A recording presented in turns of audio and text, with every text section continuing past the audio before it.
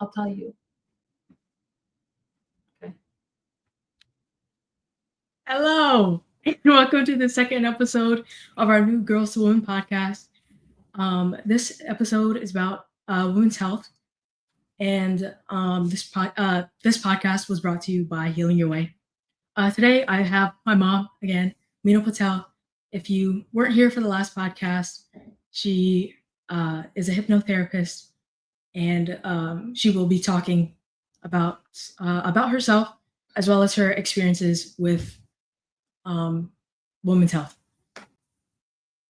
Hi, everyone. I'm Meenal Patel, scientist, and also a hypnotherapist, an EFT practitioner, and a mom.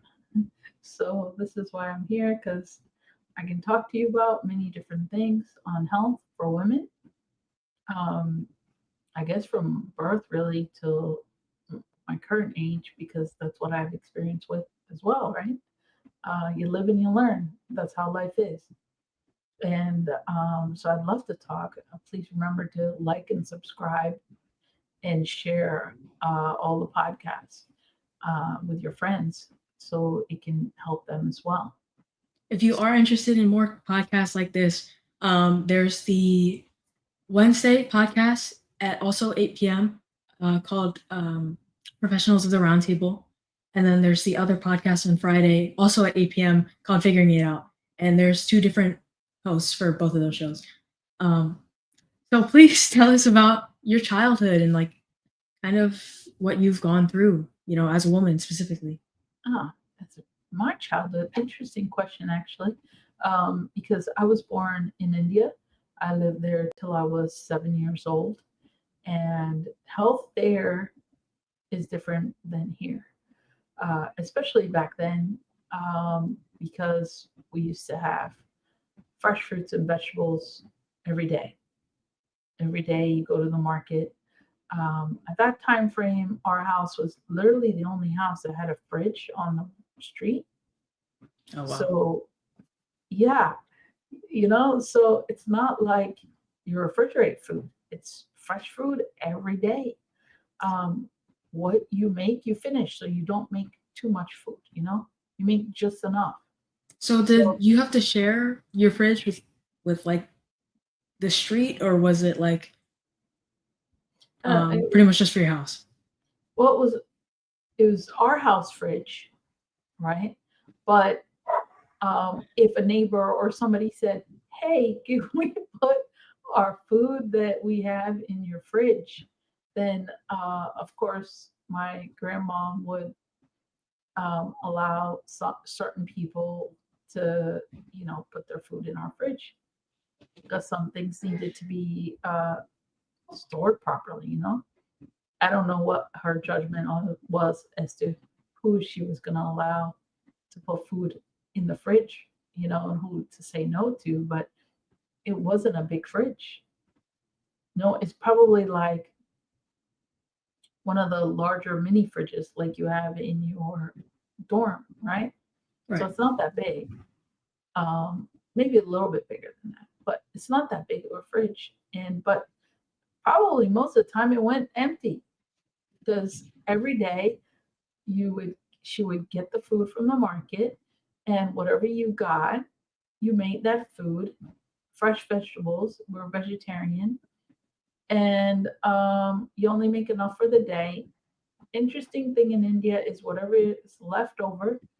Usually there are people that come house to house, and there are people who don't have food, and they're beggars or whatever, or monks who have to beg for their food as well. And you just give it to them, or the lady who's working for you, cleaning the house or whatever. There's never really any leftovers. So fresh food every day. There wasn't really sweets.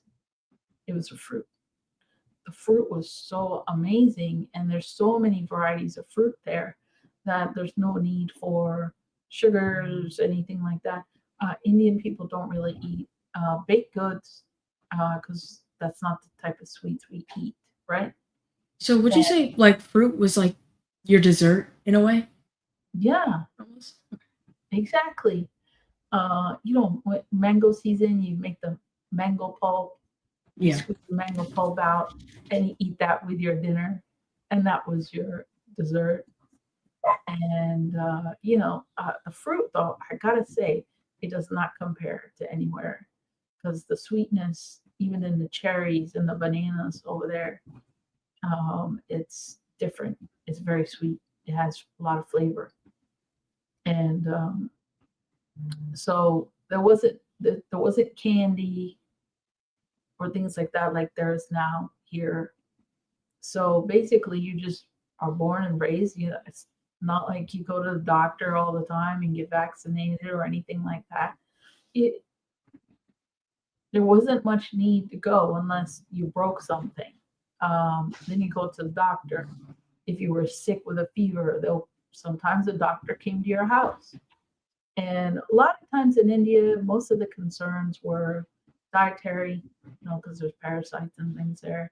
And rainy season, there's lots of, there's cholera, there's flu, there's different kind of illnesses there. And but yeah, I mean, the only other treat we had was a guy who would come down the street with his truck with shaved ice and flavors. That was it. That was it. You Okay. know. So health-wise in India, it was only the seasonal health issues you would have. Everybody was pretty healthy. You ate natural food. Never really visited the dentist. And actually, going to the eye doctor was rare too back then. So I was just talking to somebody the other day about how the American diet really gives you so many health issues and all the things that in the US happens from childhood, from having vision issues to teeth problem, right? Yeah. Because Yeah. from my experience, I have had like stomach issues ever since I was really young. Um, Mhm. ever since I was young, I used to get hurt a lot. Breaking things was very easy for me, as in like breaking bones. Mhm. I had really bad stomach issues, and aside from that, I feel like I would get sick like at least a few times a year, Yeah. which seems like to be very different because you said you never really got sick. Mm. Um, No, you'd get sick because rainy oh, season, okay. there's a lot of mosquitoes and things like that, but it was a seasonal Oh, okay. Yeah. thing. Yeah. Yeah, it's definitely a little different than what I've seen here. Yeah. Um, and would you say like being a vegetarian made like a really big like difference to your like health in the long run? You know what? Indians have dairy products, which is strange versus other Asians who drop dairy products after you get fed mom's milk. But I don't find that I had any health issues being a vegetarian. I don't find I was lacking in protein because the Indian meal is a balanced meal. There's vegetables in there, there's wheat, so because of the bread, and then there's protein from lentils and things like that. Um, Most Indians are pretty healthy. They don't really have issues being vegetarian, and the food is so flavorful. It's just really good food. Right. So, another question I have is, what was like what would you say is like the biggest, you know, struggle you've had with your like, with your health when you were in India? Maybe, even as you got older, like what was something you really, you really struggled with? Because I know I heard this story, but I Yeah, just, you're making me pull out my crazy stories. Well, sorry. no, I mean, strange thing. And really, it's a strange thing that happened to me. It's doesn't happen to people. Um, but when I was little, and I was actually very healthy. Okay, my teeth are straight; they're still straight. I never had what do you call it, braces or anything. Never needed it. Didn't have cavity cells 25. My eyesight was fine. And then all of a sudden, at age of 5, my aunt decided that she's going to take me on a trip to, and more than one aunt, a couple of my aunts. There was a zoo that was opening up in a different city. And going to that zoo, I was 5. and it wasn't fully, I guess they didn't fix it right, so they didn't put a block to when you can go up to a cage for animals. So there was a monkey cage, and there were people standing there feeding the monkey chips. I noticed it, and I walked over, and of course I didn't have chips, and I guess my aunt was busy and didn't notice. I walked off a little bit, and I stuck my hand in instead, and I got bit by a monkey. And then they didn't know whether the monkeys were rabid or not because it was a new zoo. They had just opened up. So many things had happened. My mom was a nurse, so she was scared if I were to get rabies, what would happen? Because that's a deadly virus, right? Right. So they put me, well, I ended up getting vaccinated for rabies. And that's like 13 or so some shots. At that time, it was in your stomach, okay, that you're getting. And they have to numb you because it's a bit painful. So after that situation, everything kind of went downhill for me. And I didn't realize this, how much of an impact the vaccine had on my health until I was in my 40s dealing with health issues and I consulted somebody and they asked me, so when you got, what did you get vaccinated for? List everything. And what happened after?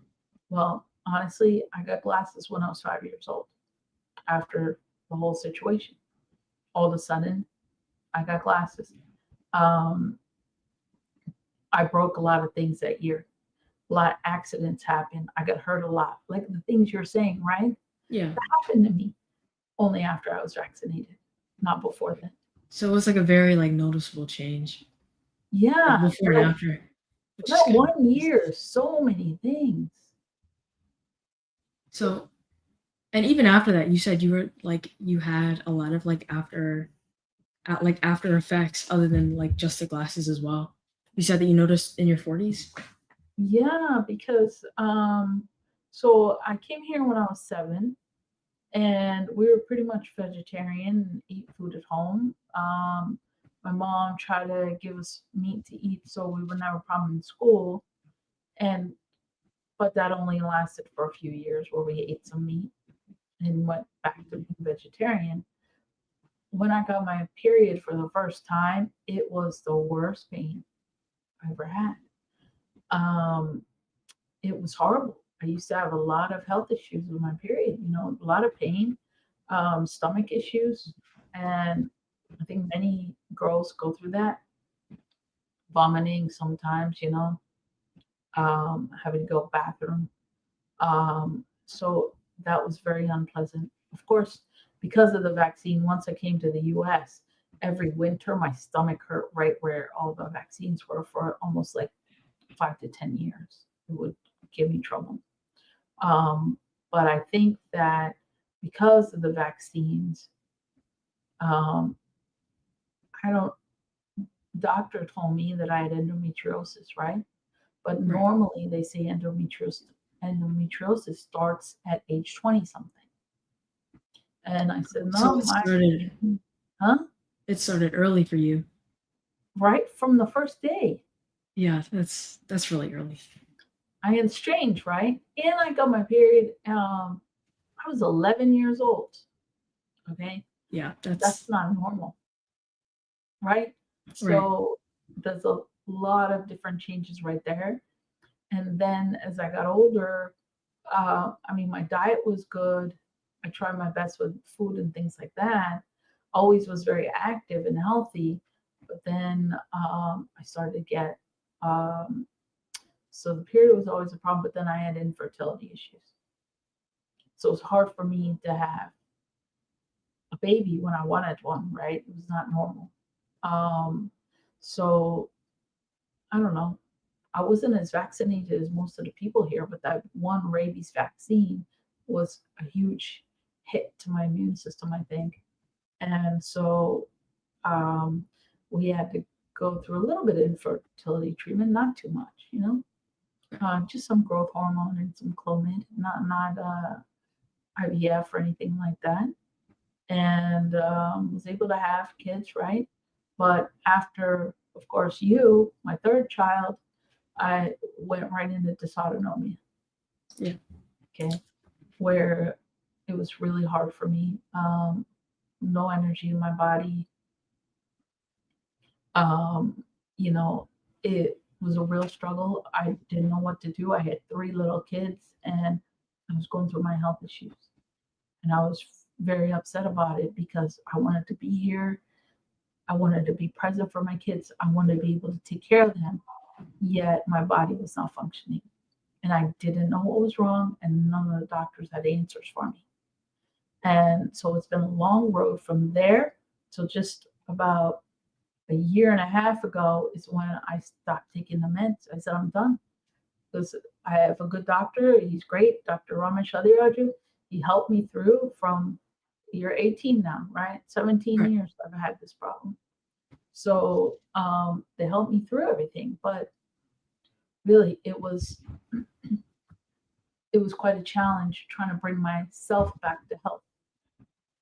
So, so sorry, kind of like backtrack a little bit into the story. I just had a question. So how did you like exactly like deal with it when your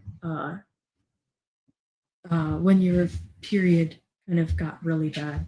Like, how did you deal with it? And how would you recommend like other people who are struggling with the same issue kind of deal with that situation? Uh, 'Cause I know that seems to be a common problem for a lot of women and girls as well. That their their period pain is especially ignored and treated as like a normal kind of thing, and you won't know if they have an issue about it because they're kind of pushed off to the side and told that it's completely normal. yeah, it shouldn't be normal. I mean, I never had a normal. So I'm telling you from what I understood. In fact, I'll be honest with you, I didn't really talk to my mom about it because when I did talk to her, she took me straight to a gynec and I was too young. So that was a real traumatizing event for me, right? Yeah. But basically Tylenol, Advil, none of those did anything for me. The only thing was taking a leave and then having to time it right. Okay. Okay. So this was a real issue. But I'm learning at this age when I don't have it anymore and after everything's done for me, not to, you know, um, it's hormonal imbalances, right? Why do you have the hormonal imbalances? It's the diet. Right. Though I said my diet was great or good, I don't, there are parts that were missing where there were times when I didn't eat much food, you know, Right. and my energy was low. Um, I did not make Indian food like my mom did. So I did not know how to do the balanced Indian diet like she made. Okay. But I had pain from the start. So if I would have learned to take the right vitamins, selenium is very important for women's health. It prevents a lot of things. Taking care of yourself, that when you actually are having your period, you need to rest. In the Indian culture, in that time when women are having periods, they're not allowed to do much. They're not allowed to touch things like food or anything like that. They're supposed to go and take a rest.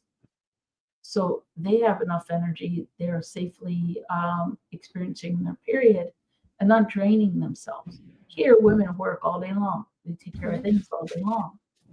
So that is one of the things to consider for girls to do less things when you're going to have your period. Take iron.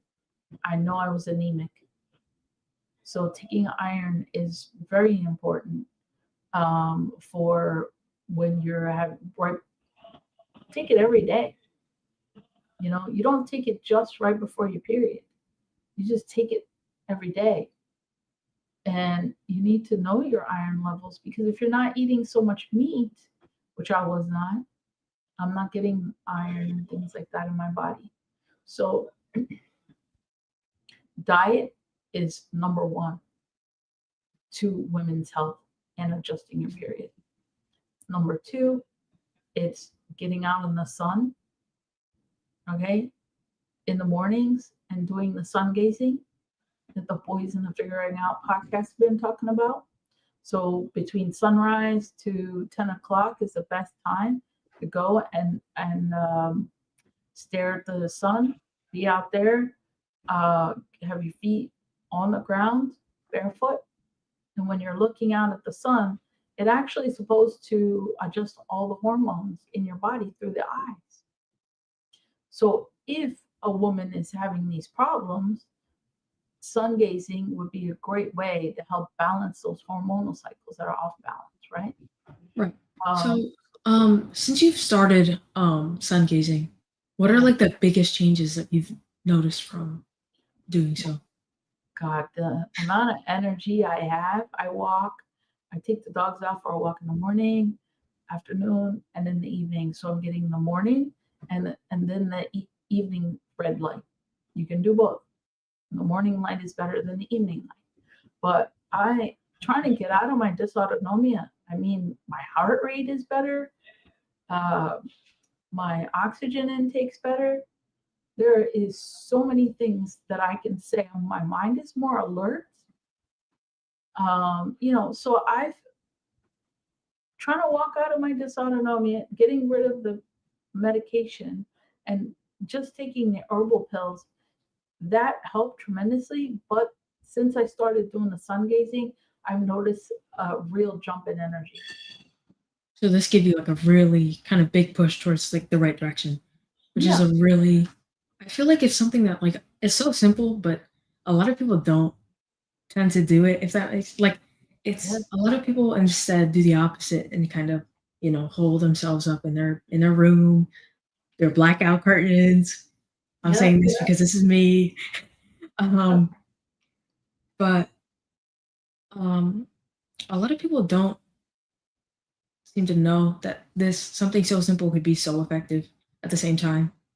Well, it's interesting because in other countries, like in India, you wake up with the rooster crowing in the morning and you wake up with the sun.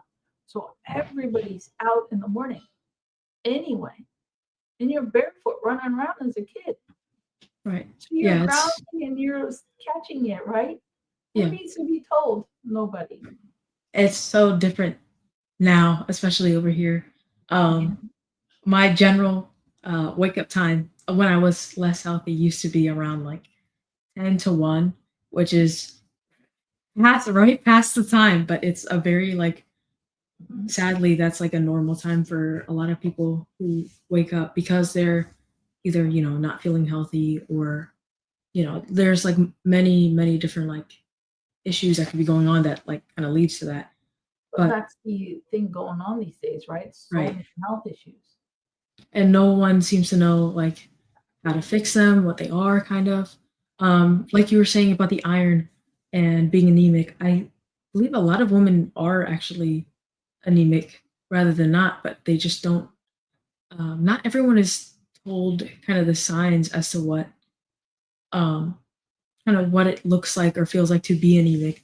Like Mhm. I didn't think I was anemic until my dad, which is Dr. Danny, the acupuncturist at Healing Your Way, until I showed him my nails, and having really white nails is not normal, and I never knew that. But um, a lot of this like information doesn't get kind of passed around, which I feel like also is a very uh, big setback into women's health, especially because um, like it could be so helpful to them, especially they have since they have more low points during the year.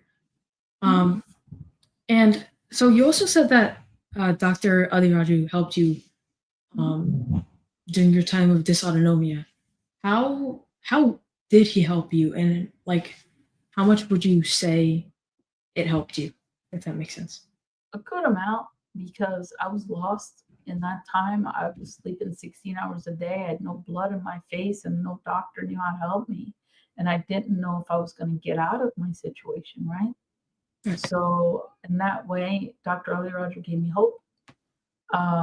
It was all medication, actually, not all medication.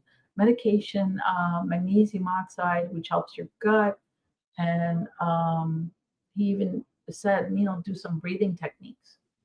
And he showed me some breathing techniques to do to help bring my autonomic nervous system back into balance. And interesting how not just sun gazing, but breathing techniques can do have such a huge impact, Right. um, that it impacts your autonomic nervous system. So he had that kind of impact. So I basically, from being non functional as a parent, was more functional and was able to have some hope that, okay, I can take care of my kids. I can do things, right? Right. But it's not without dietary changes or the other things that I did, the herbs I took, that got me where I need to be, electrolytes, fixing my diet. Because look at the world today, right now. What are they doing every day? You girls in your age group, right? Right. Um, Kids that are born, they're fully vaccinated, they're over vaccinated. Okay. Yeah. Then you are given a diet to eat. And I remember doing this myself. Okay, you got the healthy carrot sticks and the celery sticks. You got your chicken nuggets and a little bit of mac and cheese and maybe some applesauce or brownies, right? Right. That was your meal. And some of them was, I forget what it was called, the packed meals. You remember you liked the Are you Lunchables? talking about the penguin Yeah, packs? Is yeah, that yeah, what it is? I used yeah, to love those. But exactly. they were definitely not, thinking back now, Mhm. they were definitely not healthy at all. I No, mean, but they tasted good, at least. at that moment it did, Yes. right? Right.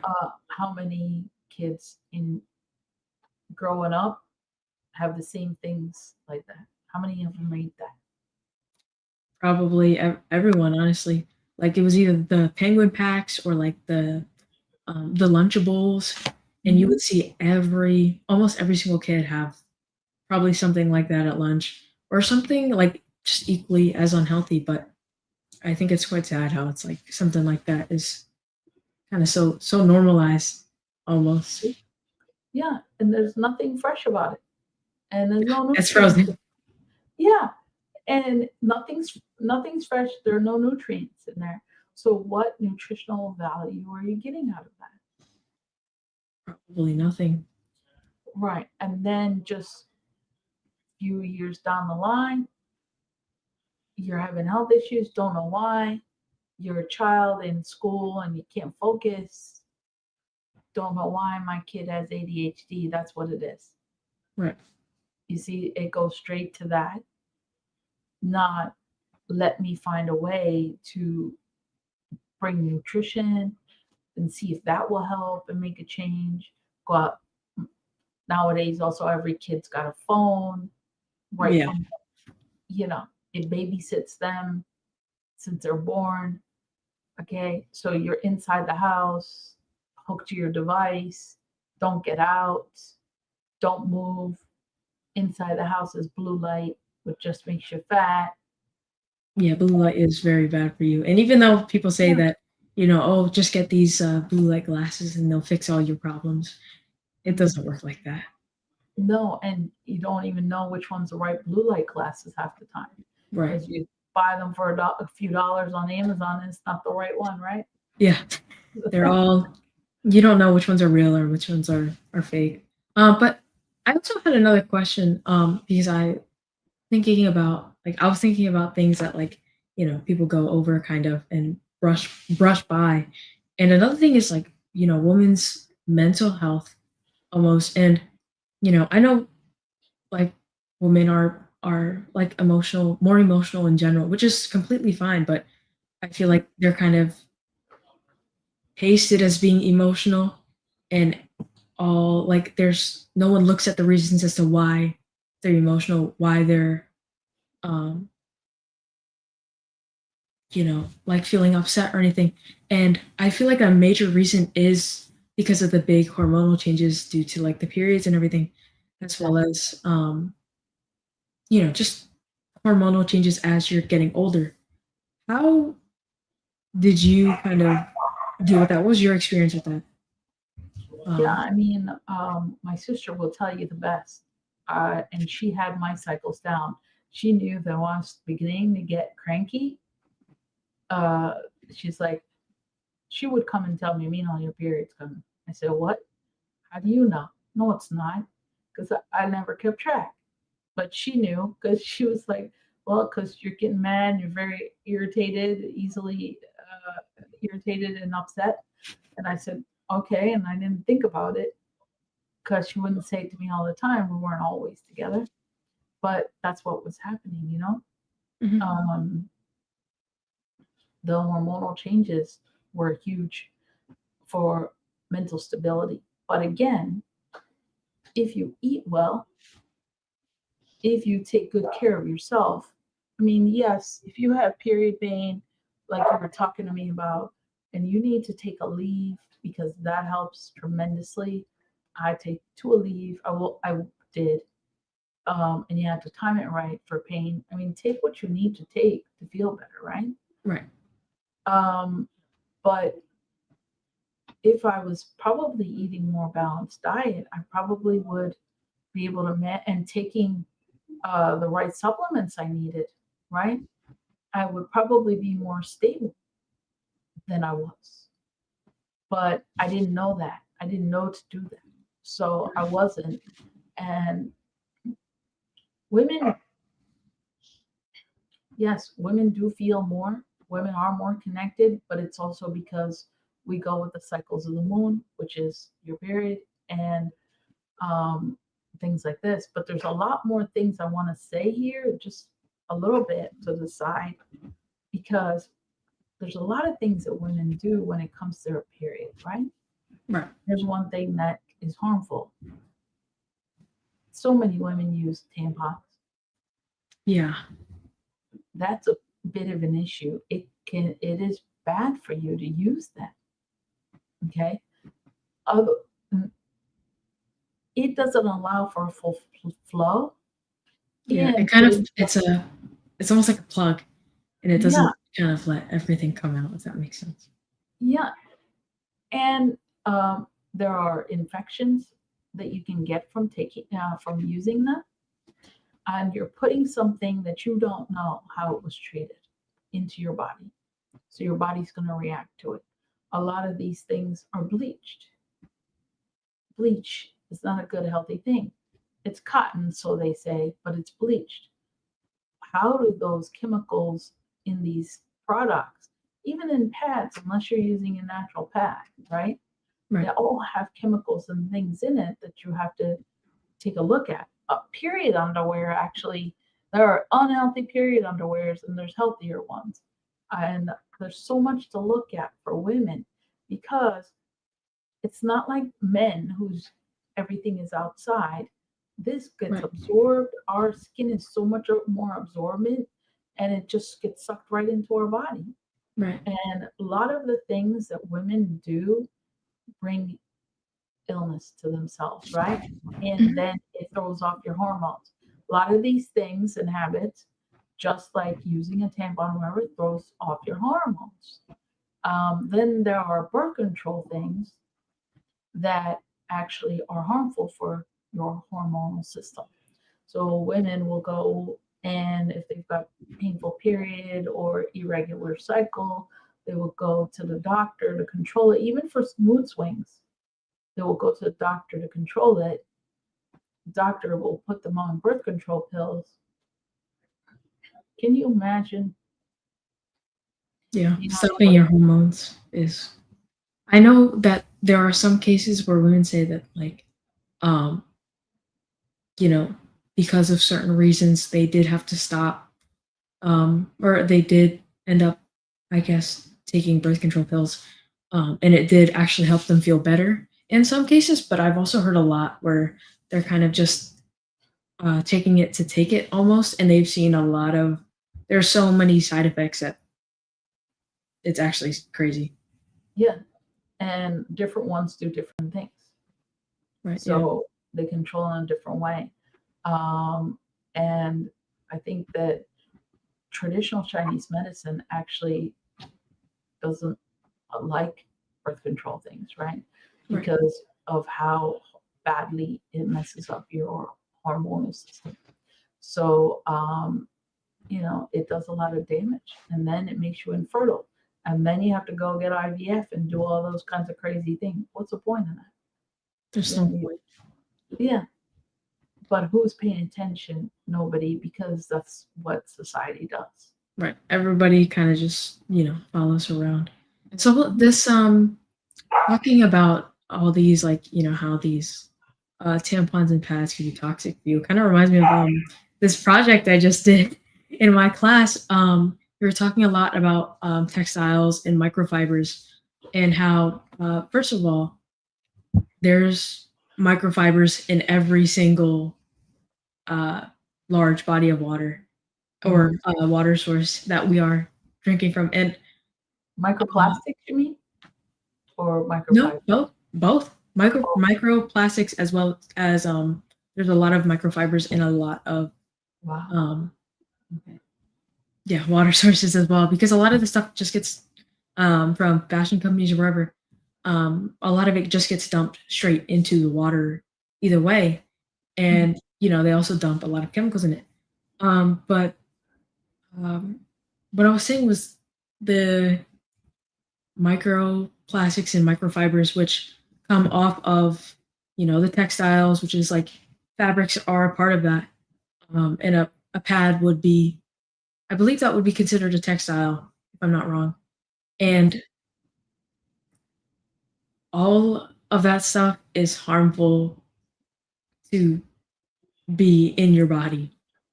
And to think that we're like, it's not even like a kind of happening by accident. We're like directly forcing contact with like these kinds of toxic things is kind of crazy, because they say, they're saying over here like, oh yeah, this is really bad for you, and you shouldn't, all these,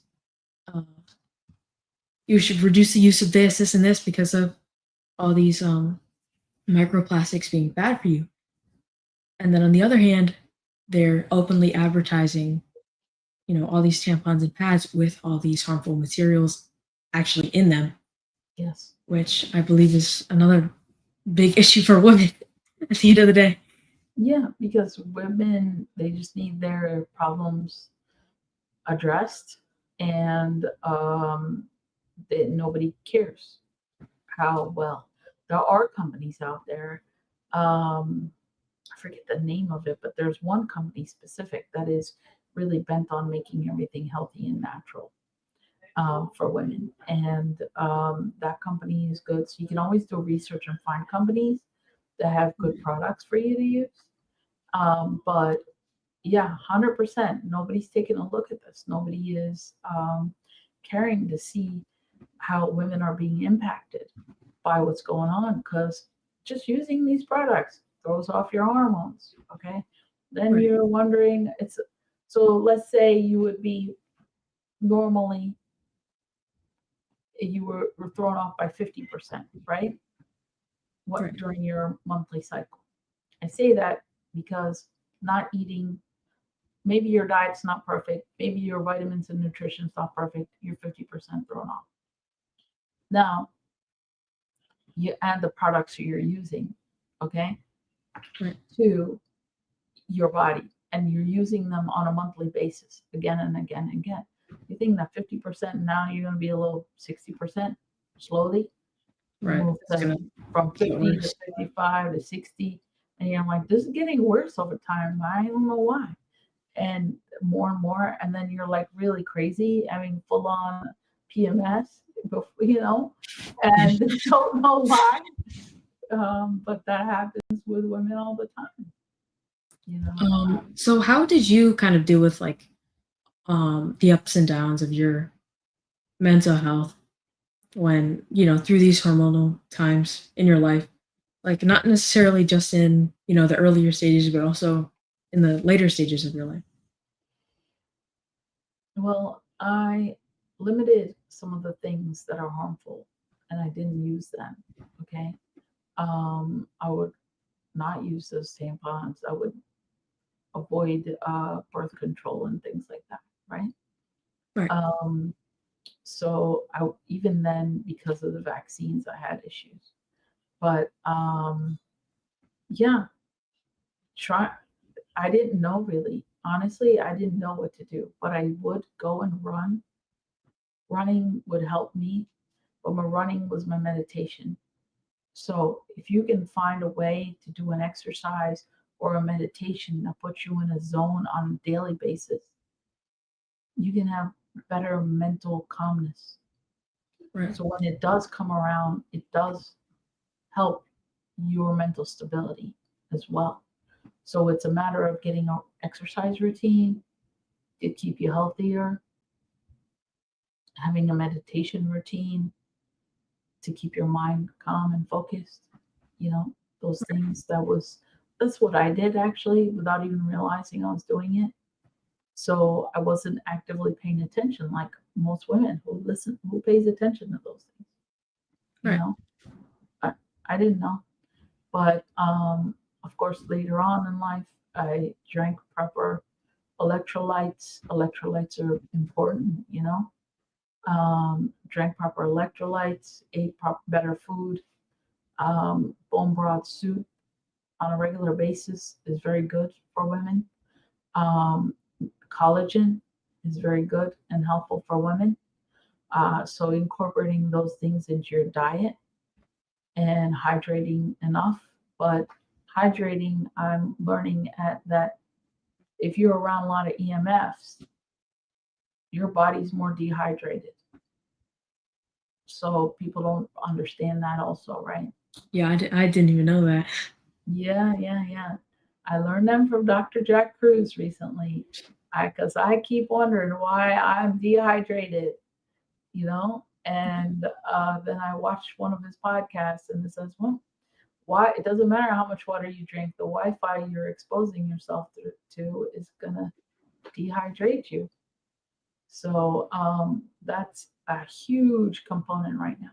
And Right. plus, being inside your house all the time, man, it messes with your circadian rhythm. Oh yeah. That There was is, a time. Sorry. There was a time where I wouldn't really go outside.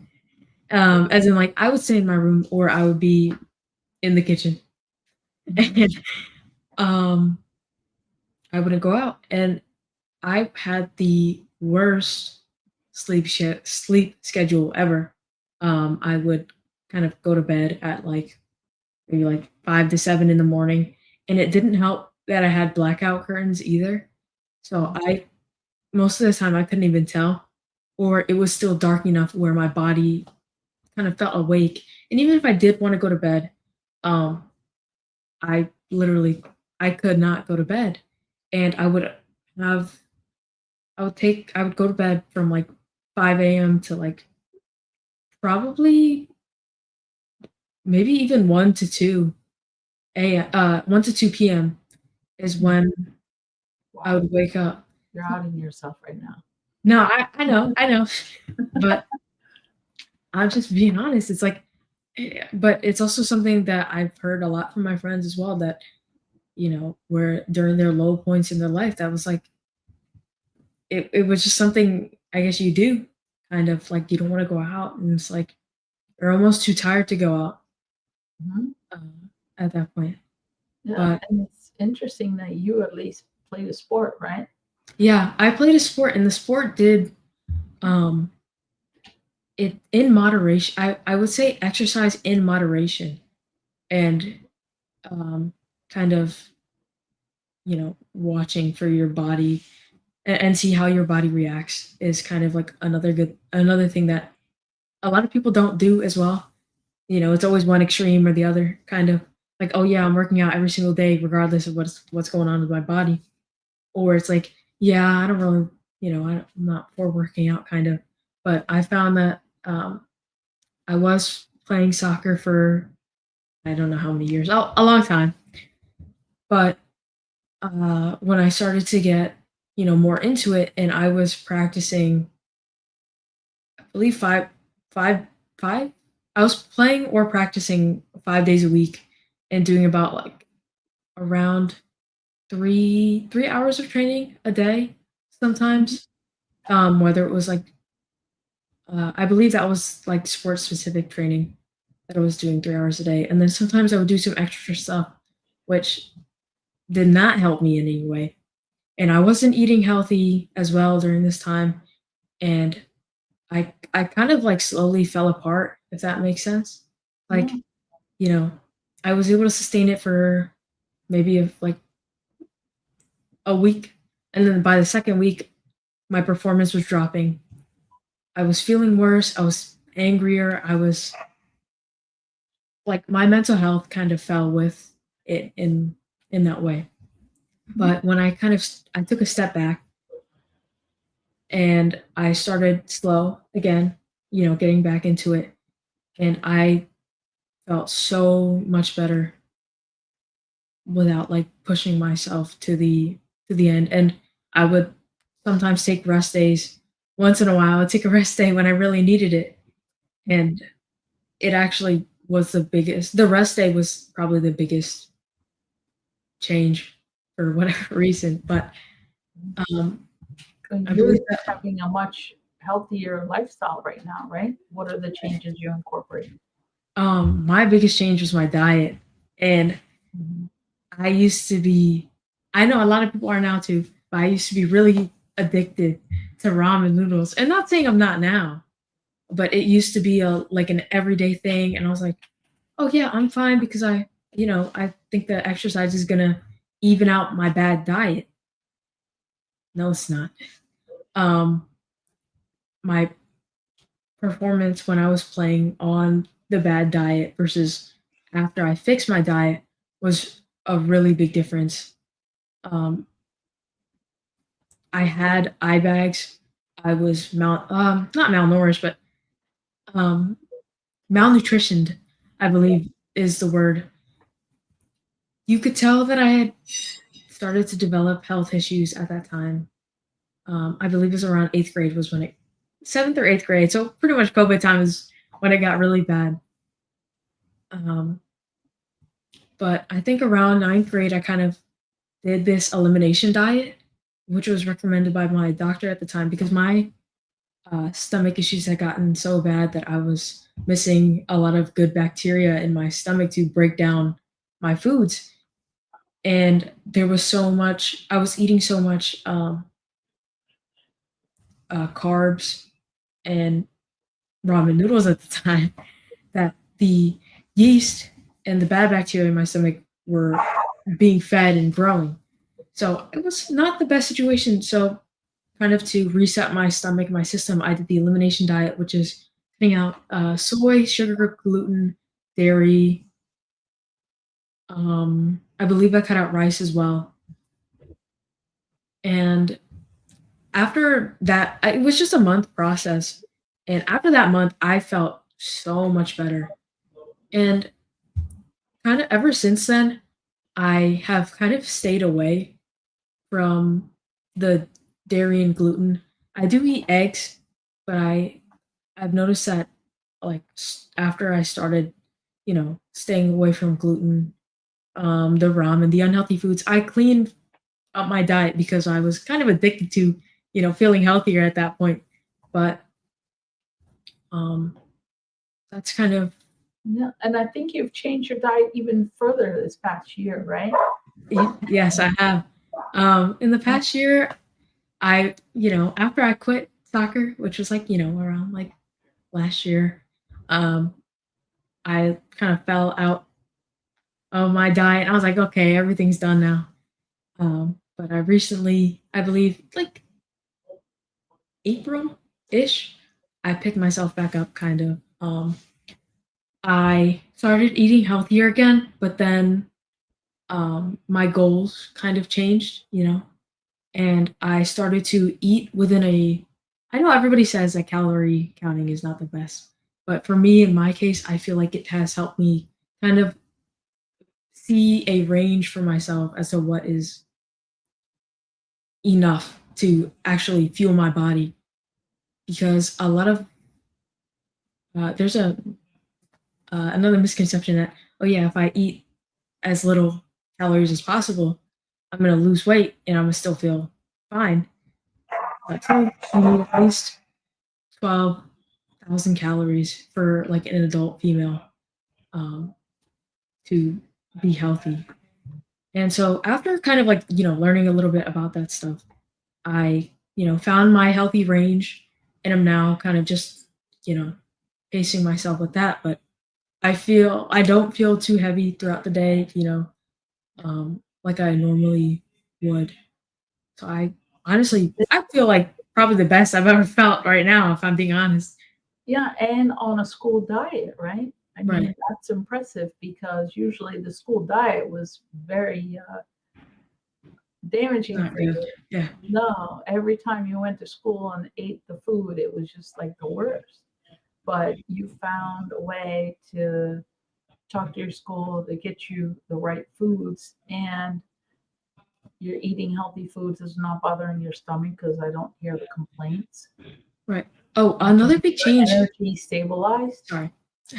No, go ahead. Another big change, another reason why I feel like there was such a big change, and I've seen this recently, um, but probiotics, taking probiotics, like at least, believe it's with every meal, that has strengthened my stomach so much.